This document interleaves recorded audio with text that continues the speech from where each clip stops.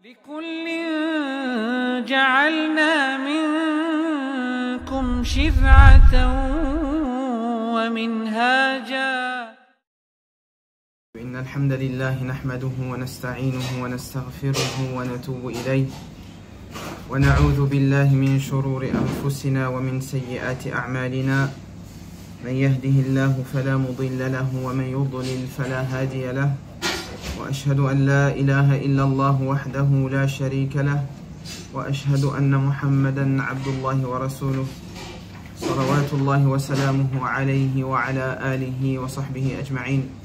أما بعد فإن أصدق الحديث كلام الله وخير الهدي هدي محمد صلى الله عليه وسلم وإن شر الأمور محدثاتها وكل محدثة بدعة وكل بدعة ضلالة وكل ضلالة في النار.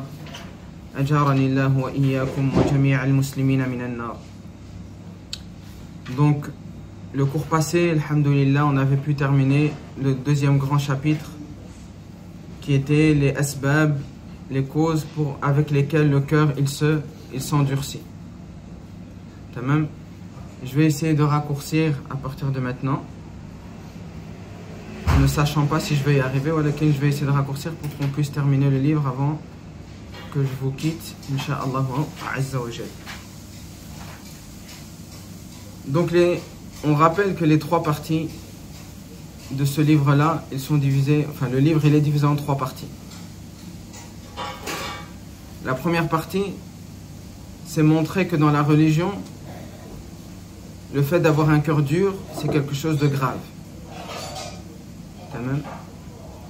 L'auteur, il aurait pu se suffire de ça. Il y a énormément de textes, énormément de révélations à ce sujet pour montrer que le cœur, s'il est dur, c'est quelque chose de très grave dans la religion.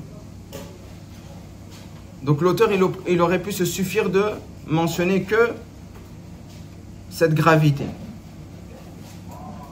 Mais il y a une raison pour laquelle il a cité les deux autres catégories. C'est-à-dire pourquoi il a cité les choses qui amènent au cœur à être dur et les choses qui permettent au serviteur de purifier son cœur. La raison, c'est quoi?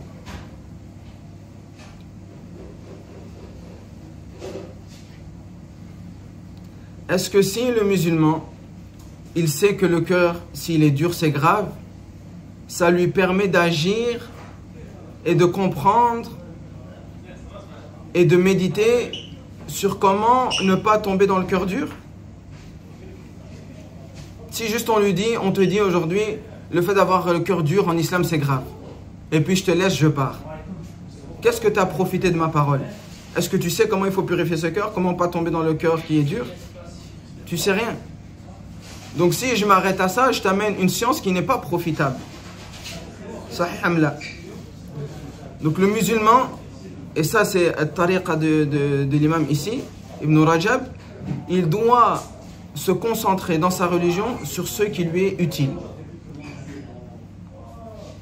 Rechercher dans sa religion ce qui lui est utile dans sa vie et pour son au-delà. Donc parfois on se perd dans des questions religieuses qui n'ont aucune utilité. Est-ce que Iblis il a des enfants? Est-ce que les anges ils ont 45 ailes? Des choses qui, dans notre rapport avec Allah subhanahu wa ta'ala, ça n'a pas une grande influence, ça n'a pas une grande valeur pour notre rapport avec Allah subhanahu wa ta'ala. Taïb. Donc c'est pour ça que l'imam Ibn Rajab, il ne s'est pas contenté de nous dire et le cœur il se durcit et c'est grave et Allah il a dit ça et il menace les gens de l'enfer s'ils ont un cœur dur. Non, il nous a donné ce qui nous sera utile de savoir en sachant que le cœur s'il est dur, c'est grave. C'est-à-dire comment le cœur il devient dur et comment je peux me prémunir d'un cœur qui devient dur. Et ça c'est les trois catégories qu'il a citées dans le livre. Le prophète sallallahu alayhi wa sallam dans le hadith il dit ihris ala ma yanfa'uka wasta'in billah wa la ta'jiz. Le prophète alayhi salatu wa sallam il ordonne à sa communauté ihris ala ma yanfa'uka. Cherche, sois assidu à chercher ce qui était profitable et utile. Wasta'in billah. Après que tu as cherché cette science profitable, qu'est-ce que tu fais? Tu te reposes sur Allah subhanahu wa ta'ala pour qu'il te facilite à l'appliquer. Wala ta'jiz, et ne sois pas faible par rapport à ces deux choses-là. Ni par rapport au fait de rechercher ce qui est utile, ça veut dire une science qui est utile, et ni sur le fait de se reposer sur Allah subhanahu wa ta'ala et chercher son aide dans l'application. Donc le musulman, il doit toujours tourner autour de ça. Les choses qui sont les plus importantes pour le musulman, c'est les 5 piliers de l'islam. Quel musulman est musulman et il ne connaît aucun détail des 5 piliers de l'islam? Mais il connaît que les signes de la fin des temps. Et il connaît le Dajjal et le Mahdi. Et il va dans des sujets secondaires par rapport à ce qu'il doit connaître. Les 5 piliers de l'islam, ce n'est pas des piliers pour rien. Parce que l'islam, elle est bâtie sur ça. C'est-à-dire ton islam, si tu ne le connais pas, elle n'est pas bâtie sur cela. Si tu t'es pas renseigné sur cela, si tu t'es pas approfondi sur ces questions-là, tout le reste, c'est un bâtiment qui n'a pas de fondement. Donc le musulman, al-shahada, l'attestation de foi, qu'est-ce que ça veut dire la ilaha illallah? Comment je dois croire en Allah subhanahu wa ta'ala? Comment je dois suivre le prophète alayhi salatu wassalam? Comment je dois prier? Quelles sont les eaux que je peux utiliser pour mes ablutions? Comment je dois faire mes ablutions? Qu'est-ce qui annule mes ablutions? Si je fais des erreurs dans mes ablutions, comment je les rattrape? La même chose avec la prière.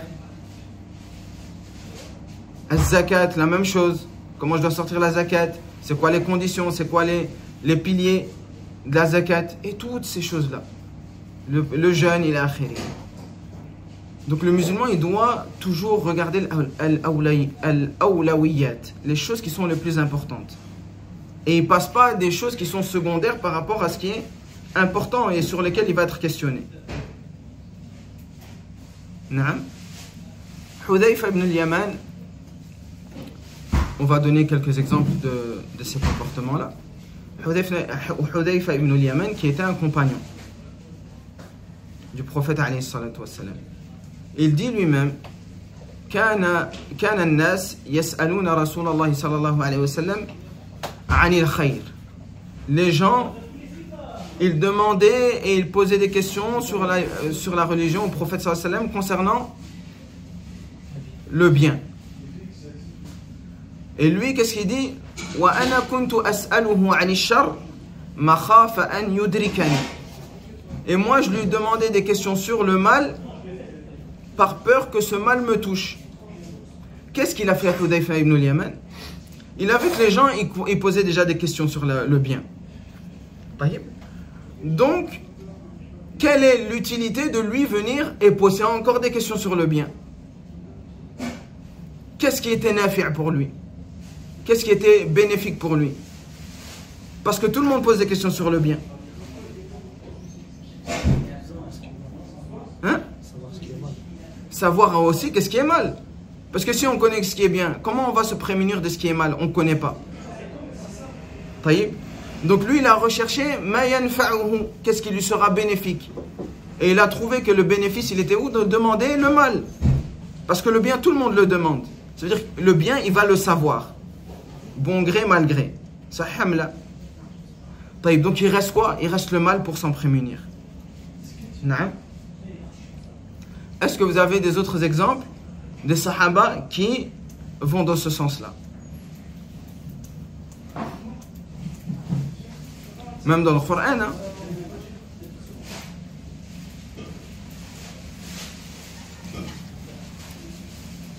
Le hadith Mu'adh, quand il a demandé ce qu'on sera jugé sur ce qu'on dit.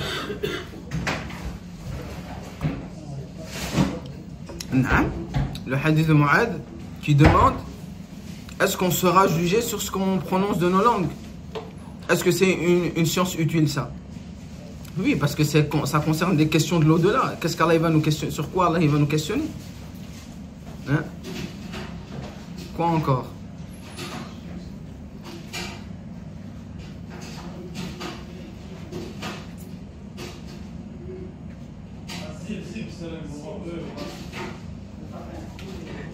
personne elle dit si je fais que les 5 piliers, c'est assez pour que je rentre. S'il ne fait pas plus. Naam. Il a demandé si je fais ça, est-ce que je vais rentrer au paradis? Est-ce que c'est nafi à sa question? Oui, le but c'est de rentrer au paradis. Sahih am la? Si je fais que les 5 piliers de l'islam et je m'arrête qu'à ça, est-ce que adkhul al-jannah? Il lui dit lui. Donc c'est une question qui est bénéfique. C'est pas des questions hors sujet. Non, ça va droit au but. Dans le hadith d'Anas ibn Malik, il dit qu'il y a un homme qui est venu chez le prophète sallallahu alayhi wa sallam et lui demande Mata as-sa'a, c'est quand qu'arrivera l'heure? Qu'est-ce que le prophète sallallahu alayhi wa sallam lui a répondu? Est-ce qu'il lui a dit oui, là, le sa'a va arriver à ce moment-là, à cet endroit-là, etc. Non. Il a redirigé sa question sur ce qui lui est utile. C'est quoi qui est utile de savoir? Maintenant, moi je sais maintenant, on va dire, allez, je sais, le sa'a c'est dans 2 semaines. Hein? C'est quoi l'utilité? Ce qui est important, c'est qu'est-ce que tu fais pour rencontrer Allah subhanahu wa ta'ala. Et c'est la réponse du prophète sallallahu alayhi wa sallam.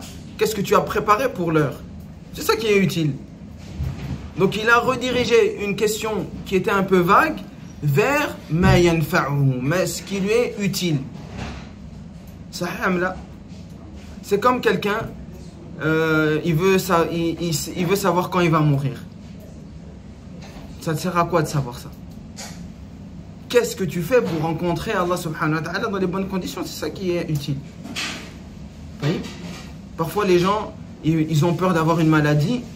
Et quand ils commencent à penser, ils disent ouais peut-être ça les crispe. Et au lieu que ça les amène à adorer Allah subhanahu wa ta'ala plus, ça les amène quoi? À avoir peur, à stresser, à regarder sur internet, ah j'ai des symptômes de ça c'est quoi les trucs? Ça te rapporte à quoi tout ça?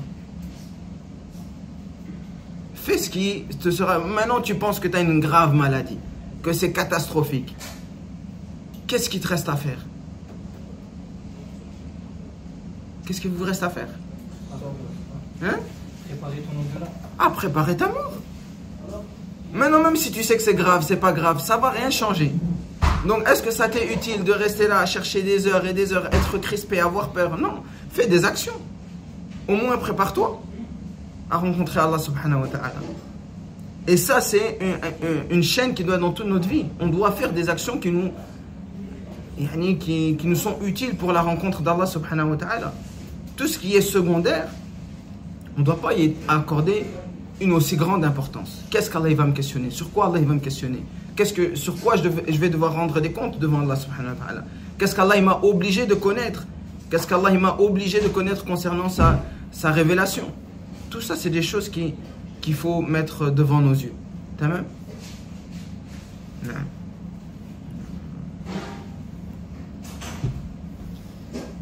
بسم الله الرحمن الرحيم الحمد لله رب العالمين وصلى الله وسلم على أشرف المرسلين وعلى آله وصحبه أجمعين اللهم اغفر لنا ولمعلمنا وللحاضرين والسامعين يقول المؤلف رحمه الله تعالى في كتابه ذم قسوة القلب قال وأما مزيلات القسوة فمتعددة أيضا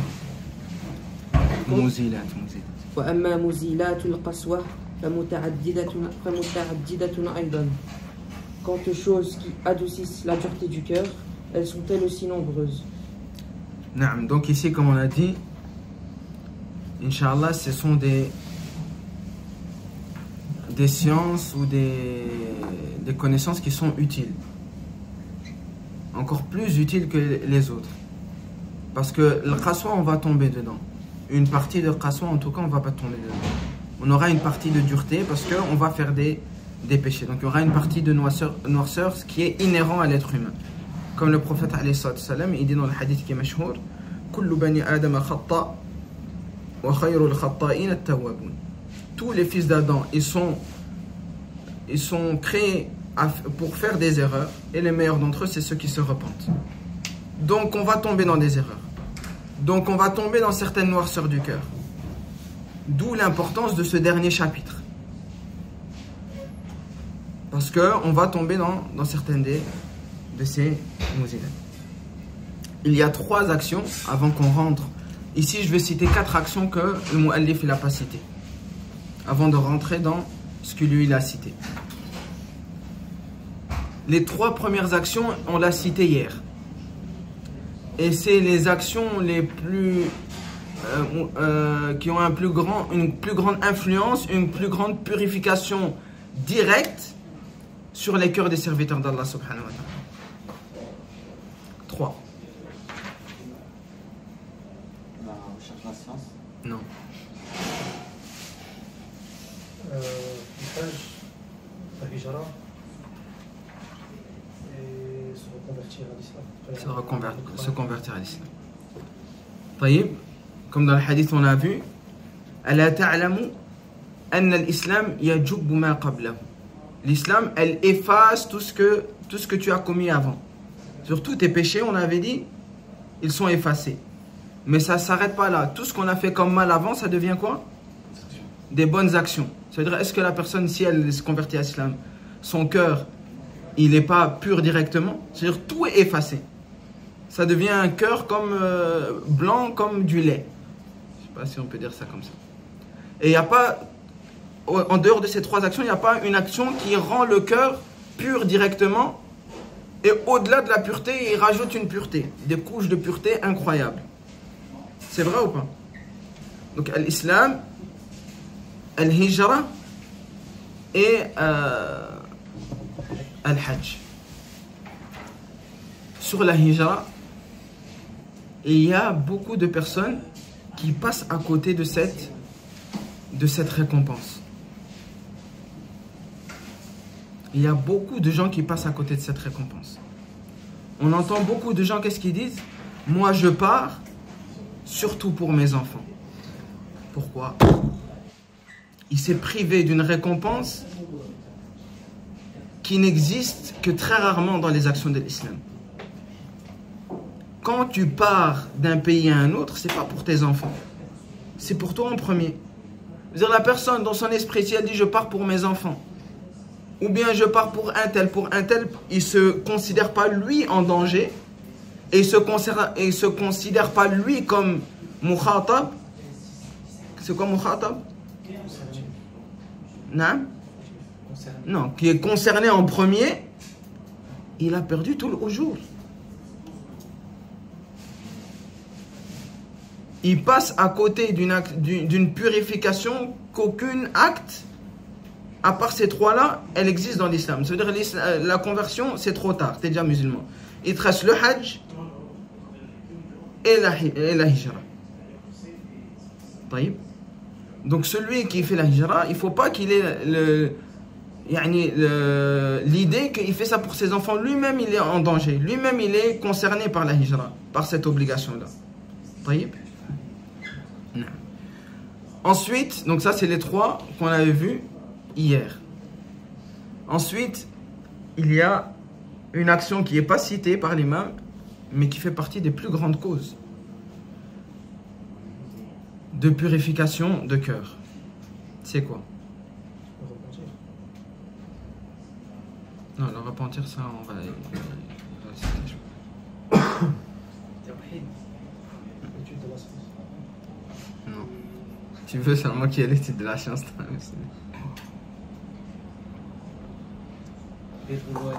Ad-du'a. Celui qui veut avoir un cœur qui est saint, c'est qui accorde les cœurs? C'est qui accorde la sainteté du cœur, la purification du cœur? C'est Allah subhanahu wa ta'ala. C'est la première chose qu'on fait quand on veut quelque chose, c'est invoquer Allah subhanahu wa ta'ala. Quand vous êtes dans des problèmes, vous craignez quelque chose, vous allez invoquer Allah subhanahu wa ta'ala. Vous êtes malade, vous invoquez Allah subhanahu wa ta'ala. Mais on a dit la plus grande des catastrophes, c'est quoi? Son cœur soit inattentif au rappel. C'est que le cœur il soit dur. Donc si ça c'est la plus grande catastrophe, il faut obligatoirement qu'on demande et qu'on soit insistant dans la demande d'Allah subhanahu wa ta'ala pour qu'Allah azza wa jalla nous purifie notre cœur. Fait partie des guidées du prophète sallallahu alayhi wa sallam, c'est qu'il y a énormément de dua dans laquelle le prophète sallallahu alayhi wa sallam, dans ses prosternations, il demandait la purification du cœur. Et même dans le Coran, Allah subhanahu wa ta'ala, il nous parle de ça. Quand il nous dit, quand il commence avec les Rabbana. Non.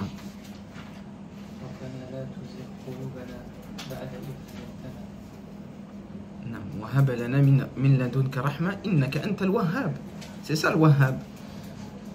Rabbana la tuzigh qulubana. Allah notre Seigneur ne fait pas dévier notre cœur ba'da idh hadaytana, après nous avoir guidés.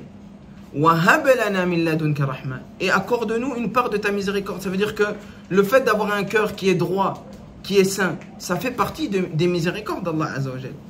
C'est Allah qui octroie ça. Innaka anta al-wahhab, c'est toi celui qui accorde al-wahhab, qui accorde les bienfaits. Donc ça montre que celui qui veut un cœur sain, celui qui sent de la dureté dans son cœur, pour l'enlever, il fait quoi? Il invoque Allah subhanahu wa ta'ala. Parmi les doigts du prophète sallallahu alayhi wa sallam qu'on connaît, qui sont connus, c'est quoi dans le sujoud?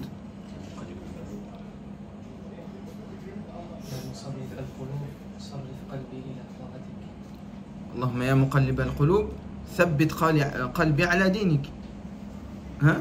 Oh Allah, celui qui raffermit les cœurs, raffermit mon cœur sur ta religion. Taïb. Naam. Également, Allah subhanahu wa ta'ala, dans le Coran, il dit wa qala rabbukum ud'uni astajib lakum. Et votre Seigneur vous dit, invoquez-moi et je vous répondrai, exaucerai.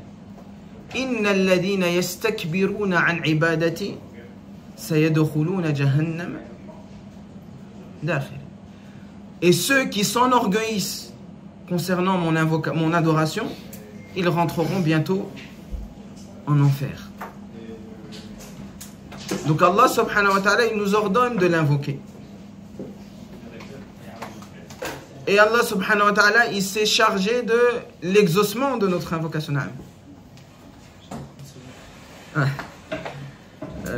Allah subhanahu wa ta'ala, il s'est chargé de l'exaucement de notre invocation. Ud'uni astajib lakum. Invoquez-moi et je vous exaucerai. Tamam.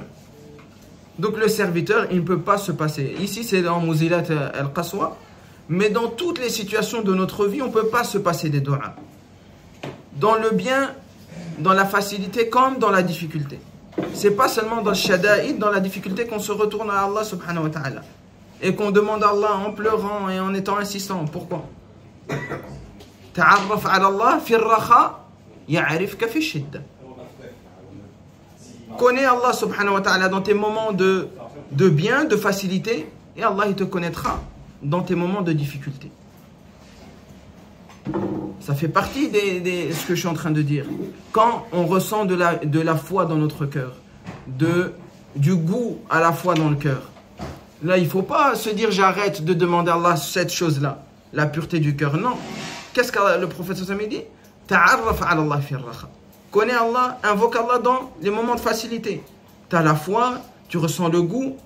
Il ne faut pas se dire ah je ressens le goût, j'ai la foi alors je ne demande plus. Non, c'est à ce moment-là qu'il faut demander. Parce qu'Allah subhanahu wa ta'ala, dans tes moments de difficulté, à ce moment-là, il sera plus prompt à t'exaucer parce que tu l'as connu dans Ar-Rakha, dans la facilité. Donc dans Ash-Shada'id, dans les difficultés, il sera plus proche et plus rapide à l'exaucement parce que tu l'as connu dans la facilité. Non. Taïb. Donc le prophète sallallahu alayhi wa sallam, il nous dit que Allah subhanahu wa ta'ala, quand il exauce de trois manières. Ça, on l'avait vu aussi, je pense, dans un cours, je ne sais plus si c'était Usul Thalatha. Non, Usul Thalatha. Moi, j'avais cité qu'Allah subhanahu wa ta'ala, il exauce de trois manières. J'écoute les trois manières. Bismillah. Donc ici, c'est bien. Pourquoi? Pourquoi je m'arrête sur ça? Parce que quelqu'un, il peut peut-être invoquer Allah subhanahu wa ta'ala et il attend un exaucement spécifique que lui, il veut. Mais il ne sait pas que dans la religion, Allah subhanahu wa ta'ala nous a déjà dit 3 formes d'exaucement différents. Donc peut-être il va dire, ah j'invoque et Allah il m'a pas répondu. Taïb. Donc c'est bien de connaître comment Allah subhanahu wa ta'ala il nous a promis de nous exaucer. Là je vous laisse dire les 3 points et puis on reviendra à la parole du prophète sallallahu alayhi wa sallam qui explicite cela. Naam.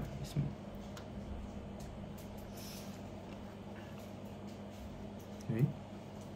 Imma il va te donner meilleur que ce que tu as demandé. Imma il va te... D'abord on commence par le plus logique. C'est quoi le plus logique? Ben, Il va te donner ce que tu as demandé. il va te donner ce que tu as demandé. Non. Taïb. Ou plus. Donner ce que tu as demandé ou plus. Ça rentre dans un. Ça, il va te dire j'ai mieux pour toi. Il va rien te dire. Mais concernant la dua, il va te réserver quelque chose d'encore mieux. Non, c'est ça que je viens de dire. Soit il t'exauce ce que tu as demandé, soit il t'exauce ce que tu as demandé est meilleur. Il t'écarte un mal qu'il Ou bien il t'écarte un mal. Et le dernier, effectivement. Ou bien il te réserve ça pour le jour du jugement. Ou bien il te réserve une récompense, une élévation de degré pour le jour du jugement. Taïb. Donc soit il te donne ce que tu veux, soit il t'enlève un mal qui aurait dû te toucher, soit il te réserve cette récompense pour t'élever en degré le jour du jugement. Le hadith du prophète sallallahu alayhi wa sallam, je vais le citer. يقول النبي صلى الله عليه وسلم ما من مسلم يدعو بدعوة ليس فيها إثم ولا قطيعة رحم. Il n'y a pas un musulman qui invoque Allah subhanahu wa ta'ala avec une dua dans laquelle il ne demande pas à Allah azza wa jal un péché. Je ne veux pas demander à Allah subhanahu wa ta'ala, oh Allah, accorde-moi zina. Dans laquelle il n'invoque pas pour un péché. Wala qati'atur rahim.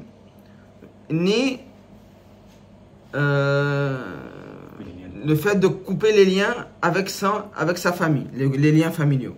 Wala qati'atur rahim illa a'tahu biha ihda thalath. Sans qu'il ne lui donne une de ces 3 choses-là.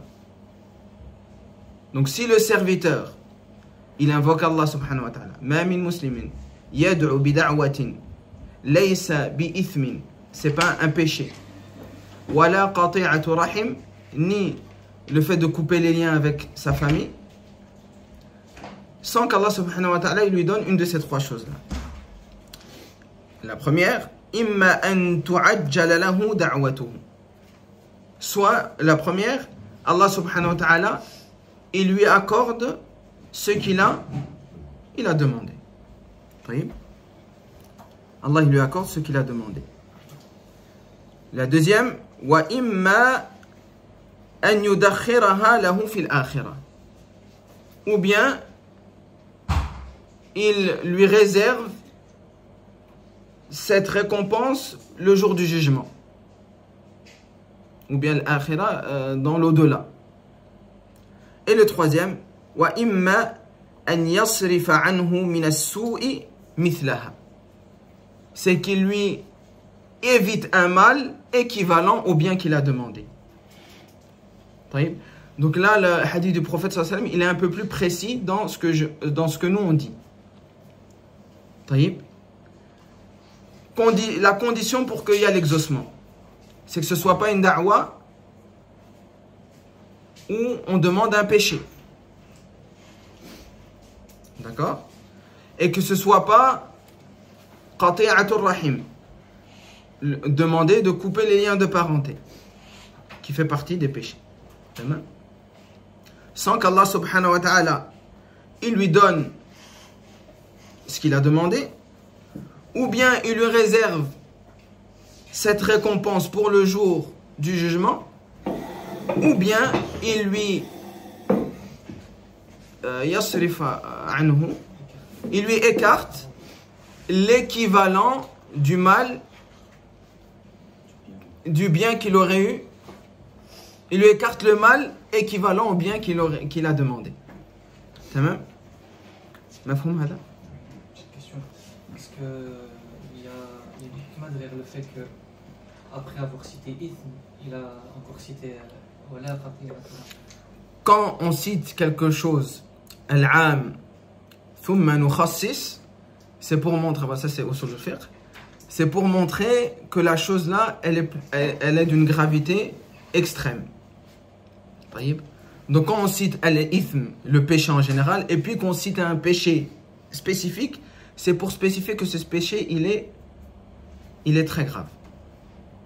Et dans deux autres hadiths, on voit que celui qui rompt les liens de parenté, ça peut être un hijab pour qu'il rentre un hijab pour qu'il ne rentre pas au paradis.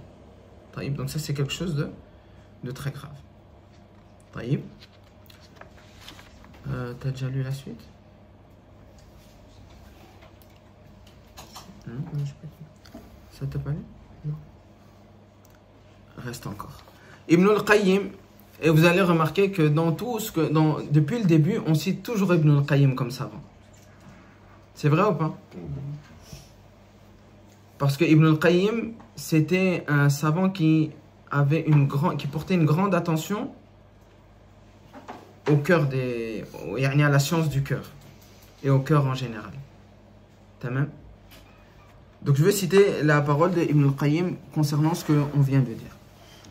Il dit al-ajabu, il est étonnant, mimman ta'arrada lahu hajatan fayasrifu raghbatahu wa himmatahu fiha ila Allah liyaqdiyaha. Il est étonnant de voir que des gens, quand ils ont quelque chose une haja, un besoin, ils se tournent directement vers Allah subhanahu wa ta'ala pour le demander. Haja, un besoin de cette vie. J'ai besoin de me marier, je vais demander à Allah subhanahu wa ta'ala. C'est vrai ou pas? J'ai envie des enfants, je vais demander à Allah subhanahu wa ta'ala.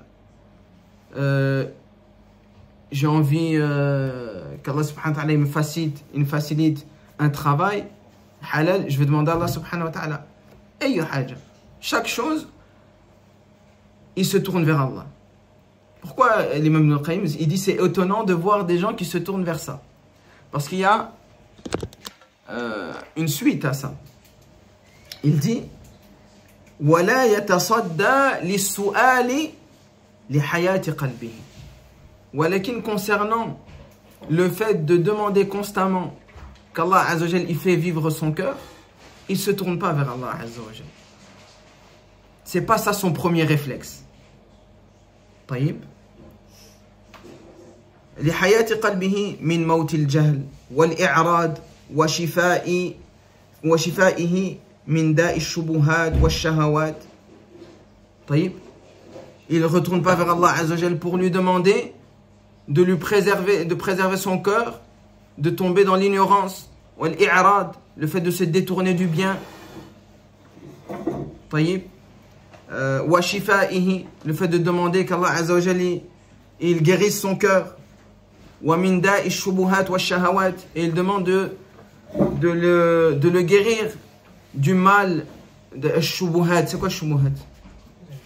Les ambiguïtés, الشهوات, les passions. Et il dit ولكن إذا مات القلب لم يشعر بمعصيته. Et tout ça pourquoi? Parce que quand le cœur il meurt, il ne ressent plus le mal du péché. C'est-à-dire, il n'a plus ce ressenti dans le cœur que le péché c'est mal. Ici il a cité deux choses qui m'intéressent. Il dit, l'imam Ibn al-Qayyim rahimahullah, il demande plus à Allah subhanahu wa ta'ala de guérir son cœur min da ash-shahawat wa ash-shubuhat. Tout ce qu'on a cité depuis le début, c'est da ash-shahawat, les maladies des passions. Walakin, pour les cœurs des serviteurs d'Allah, il n'y a pas plus désastreux, catastrophique, détruisant, je ne sais pas si ça existe ce mot, que da ash-shubuhat, la maladie Non? Des ambiguïtés. Des ambiguïtés, barakallahu fik. Et les ambiguïtés, c'est lorsque je viens ramener la science que tu voulais que je ramène, elles se dispersent, elles s'évaporent avec la science. Taïb. Parmi les salafs, il y a... j'ai oublié c'est quel sahabi qui disait ça. Non, un tabi'i, c'est Sufyan al-Thawri, un élève de compagnon, qui était un grand savant du hadith. Il s'appelait Sufyan al-Thawri. Il dit Al-bid'atu ahabbu ila iblis min al-ma'siyah. L'innovation, ici on parle de l'innovation, ça concerne al-shubuhat, les ambiguïtés. Donc l'innovation, elle est plus aimée par Iblis que les péchés. Pourquoi? C'est la suite du athar. Non? Car on ne se comprend pas sur l'innovation. La personne qui commet une innovation, elle pense qu'elle doit bien, donc elle ne va pas se comprendre. Et le péché? Le péché, à un moment donné, tu finis par te repentir. Enfin, tu sais que c'est voilà, tu sais que c'est un mal, donc à un moment donné, tu te repens. Ça. Et c'est ça la suite du athar. لأن البدعة لا يتاب منها. Parce que la bid'a, les gens qui font une bid'a, eux, ils ne croient pas que c'est mal. Ils croient que c'est bien. Donc comment tu veux lui demander de se repentir de quelque chose qui est bien? Il ne va pas se repentir. Tandis que la personne qui fait un péché, elle sait que le péché c'est mal. Donc elle va se repentir du péché. Tamam? أقف معكم وقفة في البدع. Je vais m'arrêter avec vous afin de pas s'approfondir trop, parce que sinon la bid'a, on sait très bien, comme on l'avait fait à la Umrah, ça va prendre 2 heures pour l'expliquer. Mais quand même pour comprendre un peu en général qu'est-ce qu'on entend par bid'a, je veux m'arrêter sur ce point-là. Pourquoi? Parce que c'est les choses qui sont les plus néfastes sur les cœurs des serviteurs d'Allah Azza wa Jalla. Donc il faut qu'on s'arrête minimum dessus. Parce que dans la suite, l'imam Ibn Rajab, il n'a pas cité ce point-là. Oui. La bid'a, on va la diviser en 3 catégories. Mais d'abord, on va définir dans l'islam qu'est-ce qui est une bid'a. Comment elle est définie? Jabir ibn Abdillah, il nous dit que le prophète sallallahu alayhi wa sallam, lors de toutes ses khutbahs, dans khutbatul haja, il disait une parole qui nous définit qu'est-ce qui est la bid'a dans l'islam. Il dit wa iyyakum wa muhdathatil umur. Faites attention à toute nouvelle chose dans la religion. Fa inna kulla muhdathatin bid'a. Car toute nouvelle chose dans la religion est une innovation. Donc ça c'est la définition de la bid'a dans notre religion. Kullu muhdatha bid'a. Tout ce qui est nouveau dans la religion, c'est-à-dire qui n'a pas été enseigné par le prophète sallallahu alayhi wa sallam et ses compagnons, c'est une bid'a. Taïb. Donc ça c'est la définition dans l'islam. On a compris la définition, elle est claire. Et il y a un mot qui est très important dans cette définition. Il dit wa iyyakum wa muhdathatil umur fa inna kulla muhdathatin bid'a. Parce que le mot ici kullu en arabe, ça désigne la généralité d'une chose. Taïb. Non, pas la généralité, la totalité d'une chose. Taïb. Et on peut dire que la totalité n'est pas voulue que si il y a une exception qui est faite. On revient encore dans Usul al-Fiqh. Pour que une totalité, on puisse l'exceptionner, ou je sais pas comment dire, on puisse émettre une exception dans une chose totale, il faut que l'exception, elle vienne dans le même contexte, dans la même parole. On ne peut pas dire, oui, mais le prophète, il a dit dans un autre hadith, sauf ça. Non, ça ne fonctionne pas comme ça dans la religion. Pour qu'il y ait une exception, l'exception, elle doit être faite dans la même parole. Quand un mot désigne une totalité. Vous avez compris ou vous n'avez rien compris? Donc ici, kullu, ça désigne une totalité. Si on veut faire une exception à cette totalité, il faut que dans la même parole, on dit sauf ça, ça, ça. Vous avez compris ça? Oui ou non? Ça, c'est quand un mot désigne une totalité. Si il n'y a... Je ne vais pas rentrer trop. On s'arrête ici. Parce que sinon, je vais vous perdre. Donc, c'est important parce que le prophète sallallahu alayhi wa sallam dit toute nouveauté est une innovation. Et comme il n'y a pas d'exception qui est faite dans la même parole, on ne peut pas nous venir après et dire oui, mais il y a quelque chose d'autre qui vient dire que non, c'est fini. Le prophète, il a dit ça, c'est fini. On ne peut plus exceptionner ou bien exempter quelque chose de cette totalité-là. Donc, toute nouvelle chose dans la religion qui n'a pas été enseignée par le prophète sallallahu alayhi wa sallam et ses 4 califes, c'est une innovation. Voyez? On est d'accord sur ce point. Maintenant, on vient à la ramification de la bid'a. La première ramification, c'est inventer une adoration qui n'a aucune base dans la législation. J'invente une adoration qui n'a aucune base dans la législation. Ikhtira'u ma laysa fi sharia. On tire ça de quel hadith? De hadith de Aïcha radiallahu anha, où elle dit Man ahdatha fi amrina hadha ma laysa minhu fahuwa rad. Celui qui innove une action qui n'est pas dans notre religion, cet acte il est rejeté, il n'est pas accepté. Un exemple de cela, c'est le Mawlid, le fait de fêter l'anniversaire du prophète sallallahu alayhi wa sallam. Fêter l'anniversaire, ça n'a aucune base dans notre religion. Il n'y a pas un semblant de base, comme on va le voir dans les autres, où il y a une base, et à partir de cette base, il y a une déviation. Là, à la base, le fait de fêter l'anniversaire, ça n'existe pas dans notre religion.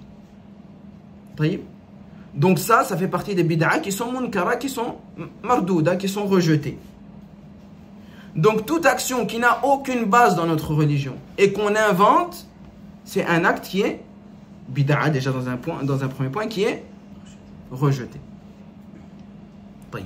Le deuxième, c'est al-ikhtira' fi sifati al-ibada. Inventer une manière de faire concernant une adoration qui existe dans notre religion. Je donne un exemple. Le fait de faire du dhikr ensemble, ou bien de lire le Coran ensemble. Est-ce que lire le Coran, ça a une base dans notre religion? Oui. Est-ce que le dhikr, ça a une base dans notre religion? Oui. Mais il y a également une sifa, une manière de faire qui a été enseignée par le prophète sallallahu alayhi wa sallam. Donc il n'appartient pas à quelqu'un de venir et de faire une manière nouvelle. Si maintenant quelqu'un il vient, il fait la prière mais d'une manière nouvelle, qui va accepter? Il dit maintenant aujourd'hui, je ne fais pas 4 raka'a, le dhuhr je le fais 5 raka'a. Quelqu'un va accepter? Non. Mais quand même les gens de l'innovation, ils arrivent à accepter que le dhikr, que le prophète sallallahu alayhi wa sallam n'a jamais fait en groupe, il soit fait en groupe. Que le Coran qui n'a jamais été récité en groupe, qu'il soit récité en groupe. Et le problème, c'est pourquoi c'est une petite ambiguïté? Parce que ça part d'adoration qui existe dans notre législation. Le dhikr, la lecture du Coran, ou bien la prière, comme on va le voir après. Dans ce point-là, il y a également une situation qui est arrivée au temps des Sahaba radiallahu anhum. C'est quel sahabi qui est venu chez quel sahabi pour leur raconter quelle histoire?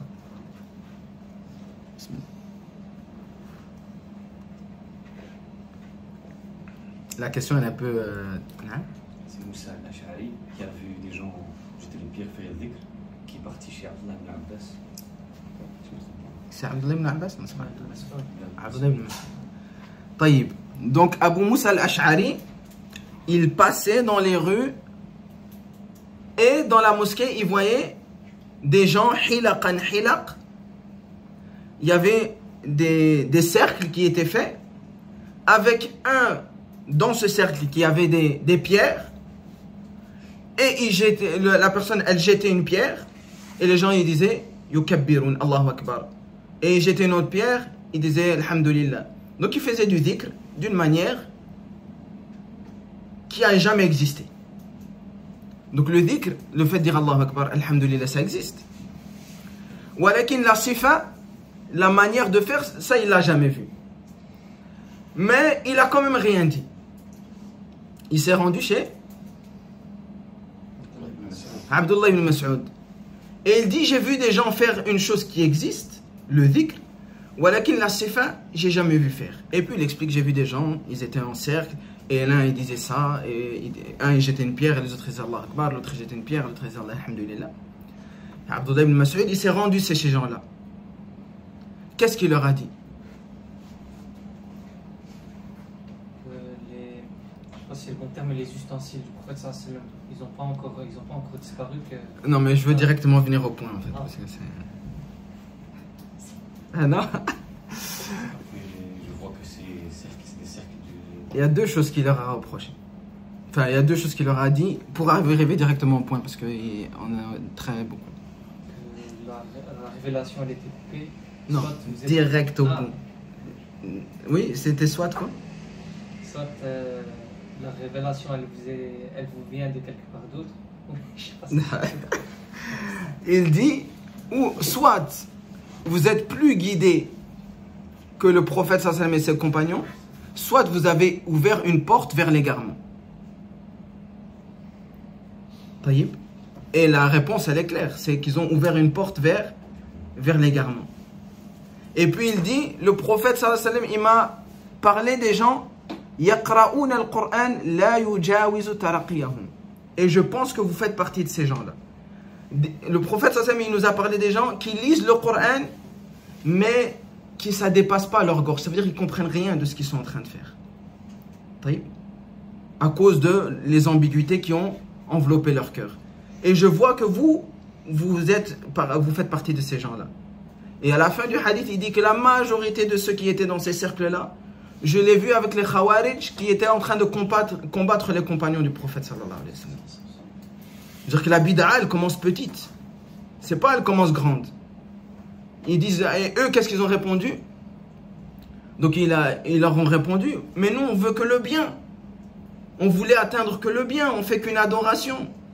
Regarde la shubha, l'ambiguïté, comment elle est rentrée. Et il dit, Kam muridin lil khayr, lam yusibuhu. Combien de gens ils veulent le bien, mais ils ne l'atteignent pas. Pourquoi ils ne l'atteignent pas? Parce qu'ils ne s'arrêtent pas au texte de la révélation. Et la manière de faire les adorations, le prophète sallallahu alayhi wa sallam nous a également enseigné ça.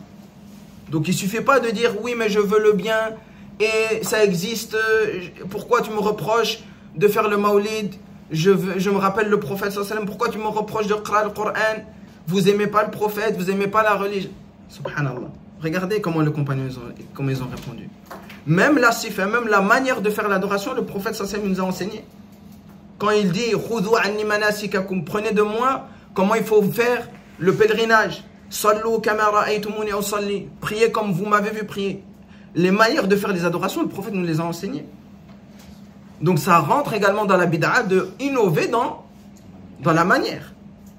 Ça ne suffit pas de dire que ça existe et ça a une base dans la religion. Non. Et pour ne pas avoir une ambiguïté, pour vous, parce que parfois, les gens qui ont une ignorance de ça, ils peuvent se sentir mal. De dire, ouais, en fait, regarde, ils font, c'est pas grave, en fait, ce qu'ils font. Ils citent le prophète sallam le jour de son anniversaire. Ils font des poèmes, ils se rassemblent. Ils qra le Coran, regarde, c'est quand même bien, il fait une adoration. Et ça peut mettre, le shaitan, il peut jouer sur ça, sur cette ambiguïté-là. Mais regardez là, al-thabat, l'enracinement des compagnons, comment ils ont été. Non, le prophète nous a enseigné, on s'arrête à l'enseignement du prophète alayhi salam. Al-muhim. Et la troisième, c'est quoi?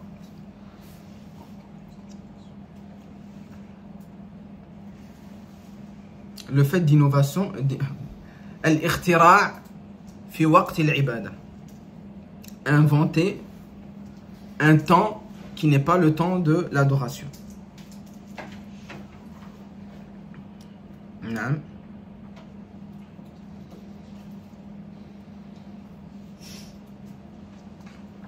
comme certains ils font, Ihya'u Laylat al-Mi'raj, al-Isra wal-Mi'raj.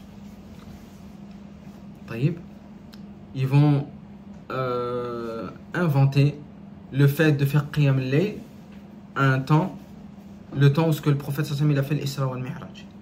Qiyam al-Layl, il est mashrou' en tout temps. Il est recommandé en tout temps de veiller la nuit. Mais quand on spécifie un jour précis pour le fait de veiller la nuit, c'est également une bid'a. C'est pour ça que il y avait ça avant dans notre ici à René. Les savants, on les a questionnés sur cette question-là. Il y avait des gens, qu'est-ce qu'ils faisaient? Ils fixaient un jour dans la semaine, ils disaient le samedi de ce mois-là, on va faire Qiyam al-Layl à la mosquée. Et les gens, ils faisaient ça. Et puis il y a quelqu'un qui s'est dit c'est quand même mystique cette histoire. Et il a posé la question à un savant. Et le savant il lui a dit quoi? C'est une bid'a. Parce que tu as spécifié un temps précis pour faire une adoration précise que le prophète n'a jamais fait. Ça a toujours été à l'improviste, Qiyam al-Layl. Même quand ils l'ont fait jama'atan, ça a toujours été à l'improviste. On n'a jamais vu que le prophète il a spécifié un jour, ou les compagnons ont spécifié un jour, pour dire venez, on va faire Qiyam al-Layl à ce jour-là ou à ce moment-là. Donc le fait de spécifier un temps pour une adoration, qui n'est pas son temps, qui n'a jamais été spécifié dans la législation, c'est une bid'a. Celle-là, elle est un peu plus khafi, elle est un peu plus cachée.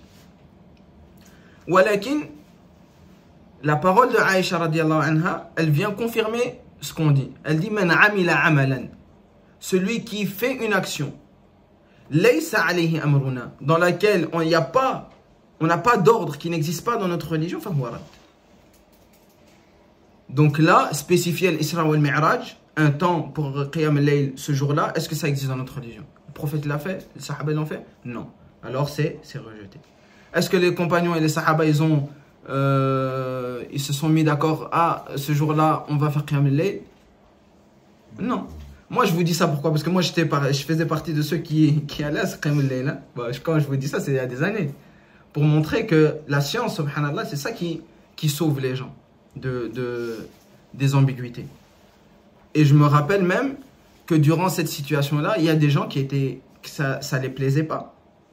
Et que ça a été difficile à leur cœur. Pourquoi on fait Qiyam al-Layl? C'est quelque chose de bien, on doit s'organiser. Mais qui vous a dit que vous devez faire Qiyam al-Layl ensemble? Mais il y en a beaucoup qui ont eu dur à accepter ces choses-là. Alors que si à la base on connaissait cette science-là, on ne serait pas tombé dans ces erreurs-là. C'est vrai ou pas? Et une règle générale, concernant les adorations en général, vous la connaissez tous, elle est ibadat tawqifiyya. Les actions et les adorations afwan, leur base, c'est que c'est interdit. Il faut une preuve pour montrer que ça, c'est autorisé pour pouvoir le faire. Tamam? Ça, c'est concernant les ibadat. Donc, quand on ne connaît pas une adoration, on ne le fait pas.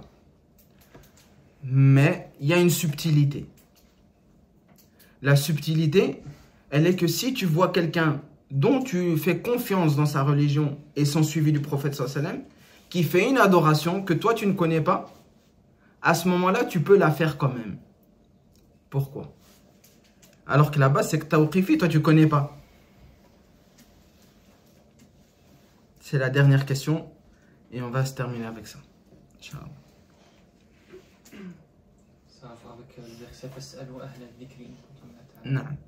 Dans le sens où le fait que si tu as posé la question à une personne de science, le fait de le voir, c'est déjà la réponse à ta question. Non. Donc Allah subhanahu wa ta'ala nous demande de demander aux gens de science si on ne sait pas.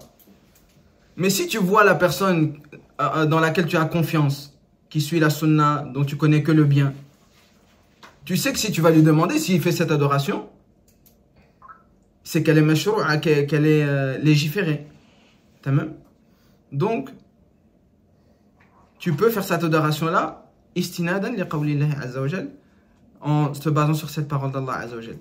Et ça amène une dernière chose, c'est que celui qui prétend avoir la science et qui est connu chez les gens qui ont de la science, quand il fait quelque chose, il doit faire quelque chose avec une science certaine. Parce que les gens, justement, ils vont le suivre dans ce qu'il fait. Donc ça ne suffit pas quand tu connais que dans un endroit, tu sais que les gens ils vont suivre ce que toi tu fais. Il faut vraiment connaître ce que tu es en train de faire. Parce que les gens ils vont faire ce que tu fais.